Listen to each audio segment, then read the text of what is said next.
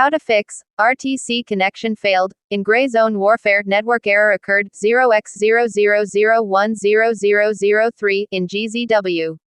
For fix this problem you need to disable IPv6. It helped me to get through.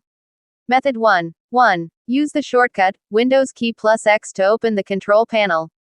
3. Open Network and Sharing Center. 4. Click Change Adapter Settings. 5. Right-click your connection and go to Properties. Select Properties in the drop-down menu after right-clicking your connection.